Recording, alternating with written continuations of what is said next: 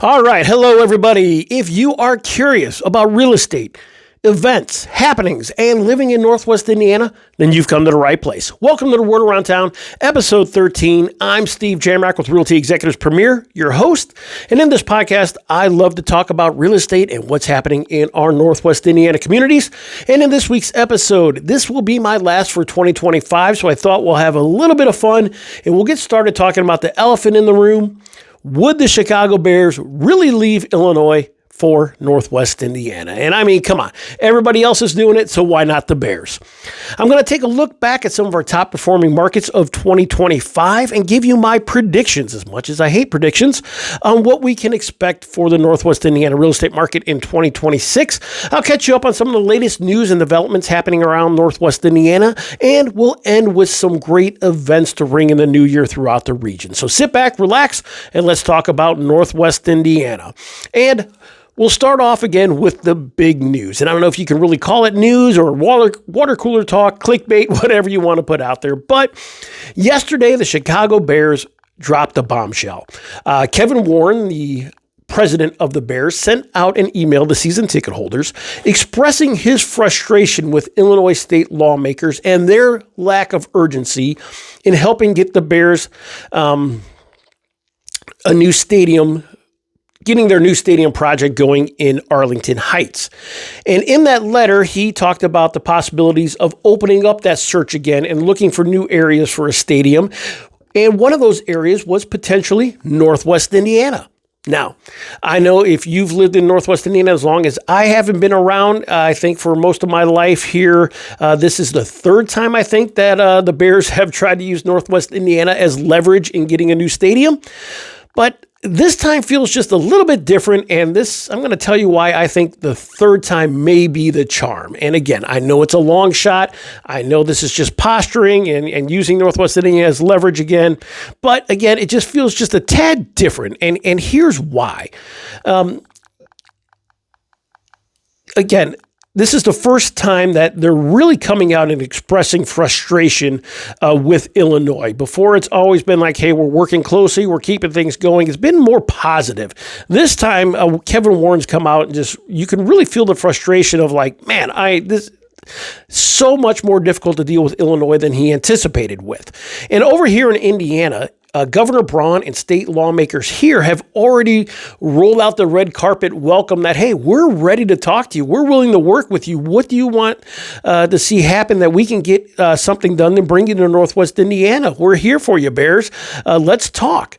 And Indiana already kind of prepared for this back when Chicago had the first couple of hiccups back around early summer, late spring, early summer. Indiana actually formed a commission to help study bringing a pro sports team here to Northwest Indiana. And it really wasn't focused on the Bears. It was the feasibility study to see any pro sports team come over here to Indiana. I think they even mentioned the White Sox at one point in time. But now with the Bears struggling here, it's like, hey, Indiana's here. We're ready to help out. What can we do for you?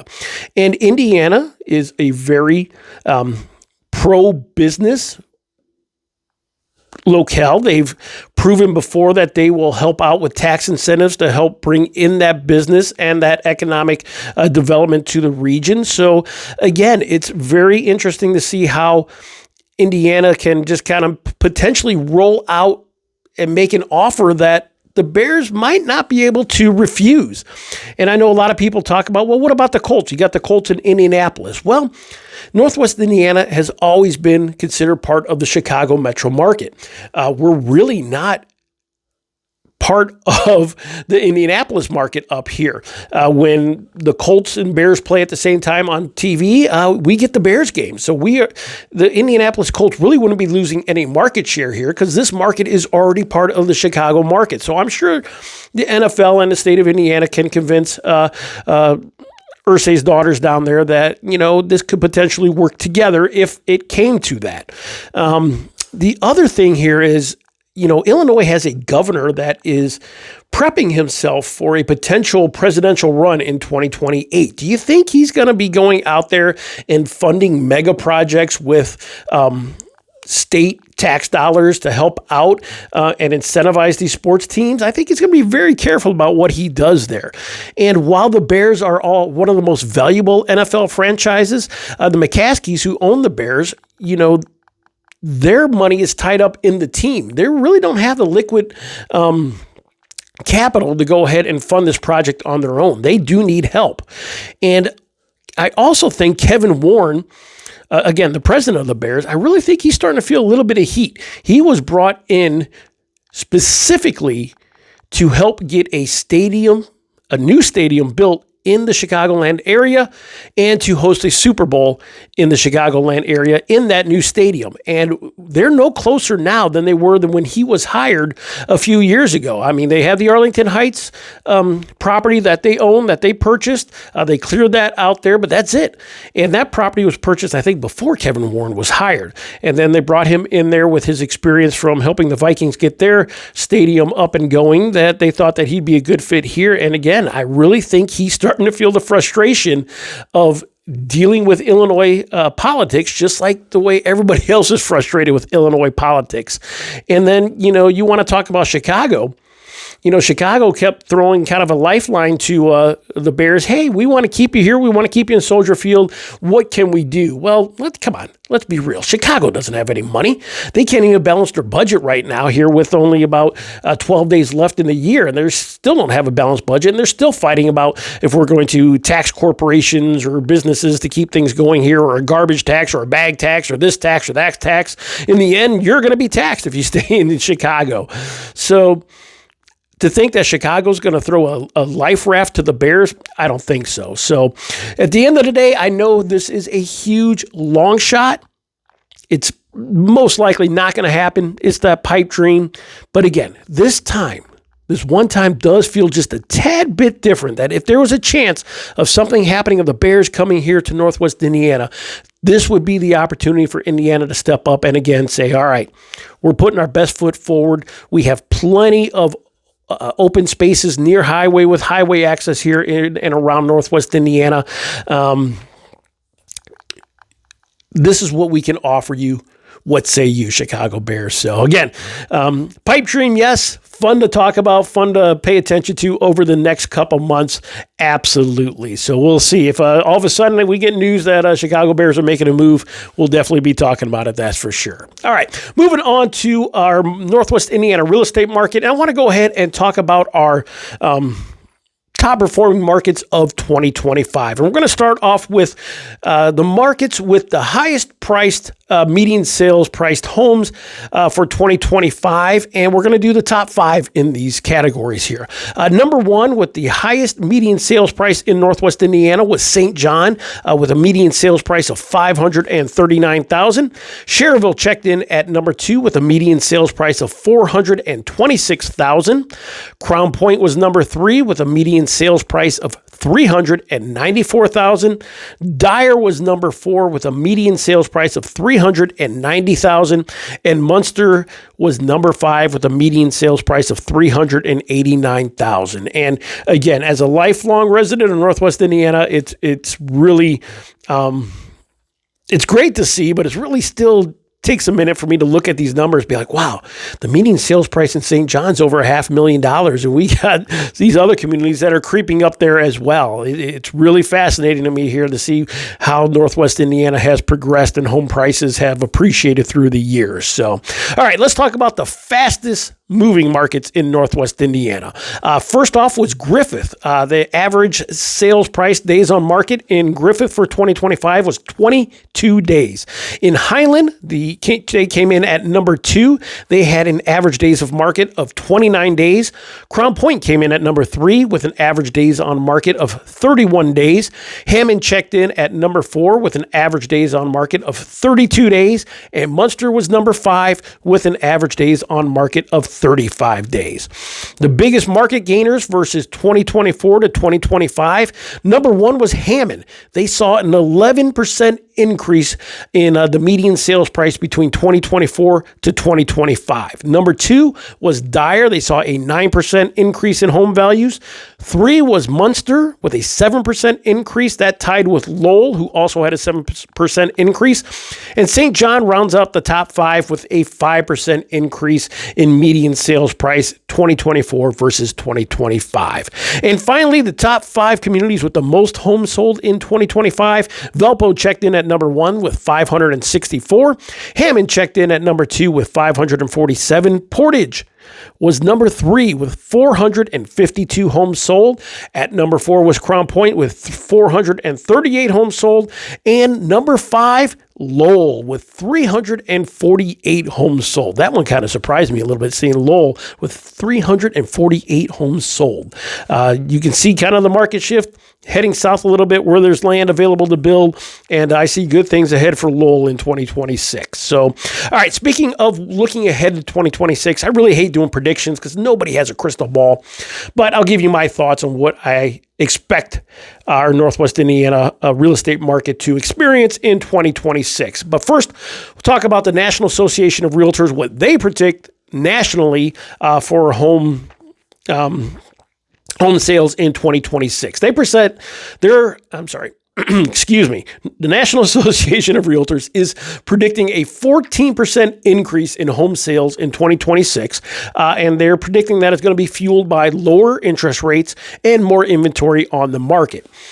Here in Northwest Indiana, we should continue to see more positive growth.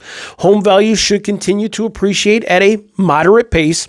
I think buyer demand will remain strong but diligent. And what I mean by that is we still have plenty of home buyers out there on the sidelines ready to make a move, but they're taking their time shopping around. But when they do find that house that they are ready to check all their boxes, that is the one for them, they will move quickly on that property. So again, we got basically think of it kind of a fish all around on the outside of the pond, and then you put that bait in the middle. And the fish all attack that bait there. That's kind of what we're seeing in our Northwest Indiana market right now. Plenty of activity, plenty of showings, but just waiting for that right property to come on the market. I think buyers are going to continue to be attracted to Northwest Indiana for our strong school systems, vibrant communities, and our growing redevelopment among communities. We have a lot of growth, a lot of amenities to offer to potential home buyers now that we haven't had in the past. So a lot of strong communities seeing economic development that will be very attractive to home buyers around the area, not only around the area, but nationally as well. We have a great convenient location, and we will continue to see that migration from the property tax burden on the other side of the border from Illinois, along with people who are just continue to be tired of the politics in Illinois. That will continue to drive people across the border over here into Northwest Indiana, and potentially a pro sports team as well. But anyway, what could shift our market into hyperdrive again? Currently, we should see a steady market going forward in 2026. But if rates should come down under that 6% mark, and if we see more housing inventory open up because of that, we could see our market become rapidly paced again. So those kind of the keys that all the economic experts kind of talk about. Rates under 5% and a little bit more housing inventory, and our market could accelerate rapidly once again. Now, I do have a couple of concerns for our market here in 2026.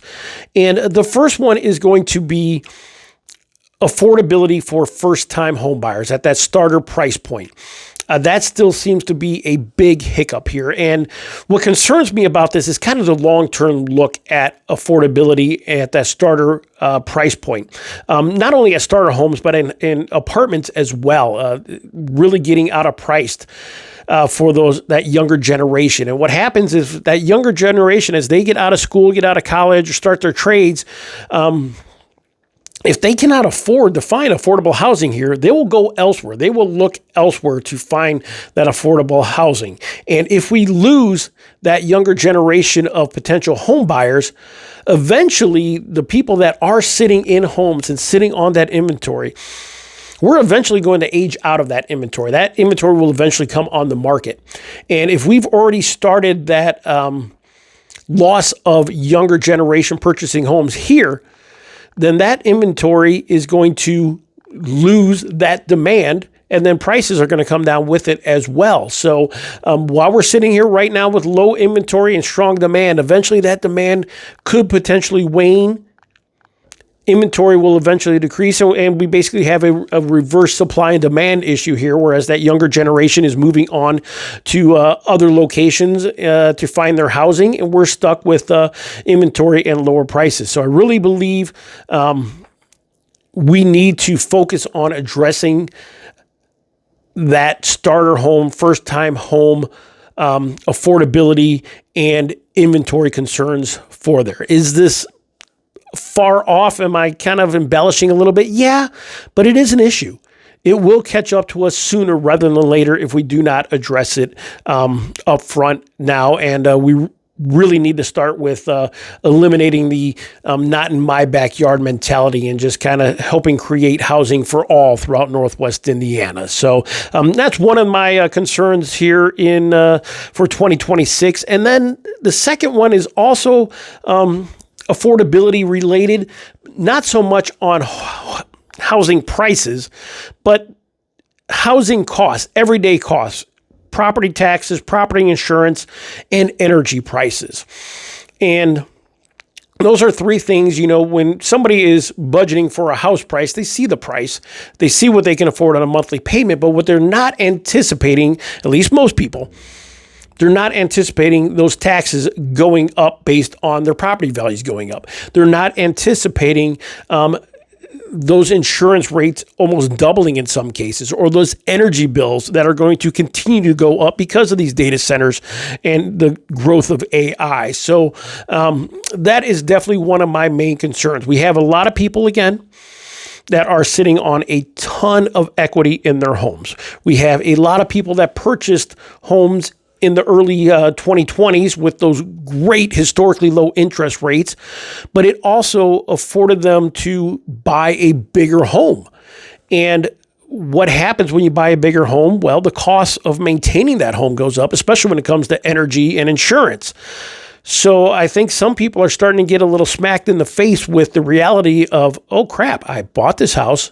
I could definitely afford it back then, but now all of a sudden my energy bills are doubling, my insurance rates are going up, and all of a sudden my property taxes are going up, even though we're taxed at 1% for a single family primary residence here in Indiana. Those houses that were purchased for $200,000-$300,000 back then are probably now worth $400,000 or $500,000. So you can look at property tax bills that could potentially go up 25, 30, 40% at times in some people's situations. So those could all eventually catch up. And if people purchase these homes in the early 2020s, kind of maxed out at what they can do, but they can afford it then, well, now if their everyday costs are going up along with their everyday housing costs going up, and those energy prices probably aren't coming down anytime soon, then that becomes an issue. Now, again, we have a lot of equity out there, and if people haven't refinanced or taken out a huge line of home equity to help get by and pay for these costs, then you're still going to be fine, because you can turn around and sell that house, get into something smaller. But if you've refinanced or took out a huge line of equity to help pay for these costs, then we can start running into some problems down the line. So that's, again, one of my concerns moving forward, is just the everyday housing costs that are going to affect homeowners in 2026 and beyond. So hopefully we can get a handle on some of these costs with insurance and energy, but it doesn't look like that's going to be the case anytime soon. So, all right, moving on here, we have some news and some developments happening here in Northwest Indiana I want to touch on for you guys. Speaking of energy and data centers, we talked a lot about data centers here on my podcast because we have a lot that are trying to come into Northwest Indiana, and residents are really starting to push back hard in Northwest Indiana about these data centers. And again, in couple podcasts ago, I talked about Amazon wanting to relocate a new data center into Hobart with a $15 billion investment there. Well, residents are pushing back strong. They're not done fighting yet. There's actually a lawsuit that is planning on being filed to try to stop that data center in Hobart. And then Stark County, which is down southeast of here, with Knox, North Judson, those communities there, they placed a 1-year moratorium on any future data centers bigger than 5,000 square feet. So they're basically saying that, hey, you want to relocate a data center down here, we're going to hold off because we need to do some more studying on water, the effects on water, environment, citizens, etc., before we go ahead and allow any future data centers here. So again, pushback's real. It is coming, but again, on the national side, I just read another article today that that Washington is pushing through I believe it was called the SPEED Act, trying to get these data centers approved quicker with less regulation. So in order to help keep up with the pace of AI. And that is the main problem. And I don't want to turn this into a tech talk or get into the AI so far. But again, if we don't proceed and try to stay at the forefront of AI, other countries, mainly China, they're going to do everything that they can to stay at the forefront of AI and bury everybody else in their wake. So again, I think we need to stay forward with AI. I think it is moving too quick, but I think it's a Pandora's box that's already open. So residents are going to continue to fight back, but I don't know at what point, what kind of say we're going to have in the long run here. So just my 2 cents. I hope that we can go ahead and get ahead of things and kind of put these data centers in areas where they're not going to affect the citizens as much as the areas that they're trying to put them in now. So very interesting to watch here in 2026 as well. And then on a similar note, Hammond announced recently that an anchor for their downtown redevelopment was named.